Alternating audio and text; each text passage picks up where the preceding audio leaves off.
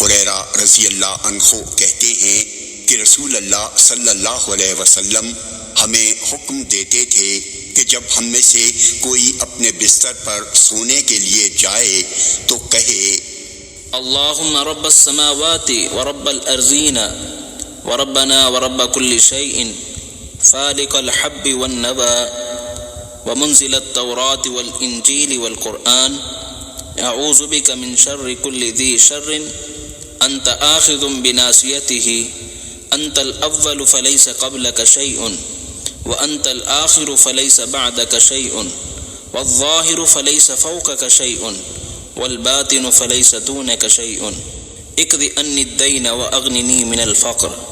اے آسمانوں اور زمینوں کے رب، اے ہمارے رب، اے ہر چیز کے رب، زمین چیر کر دانے اور گٹھلی سے پودے اگانے والے، تورات، انجیل اور قرآن نازل کرنے والے، اے اللہ میں تیری پناہ چاہتا ہوں ہر شر والی چیز کے شر سے۔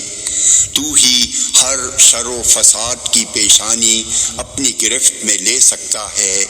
تو ہی سب سے پہلے ہے، تجھ سے پہلے کوئی چیز نہیں ہے۔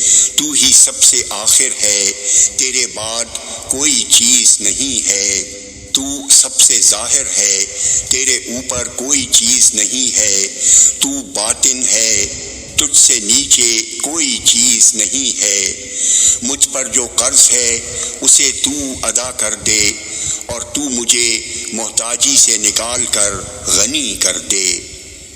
جامع ترمذی حدیث نمبر 3400۔ یہ حدیث صحیح ہے۔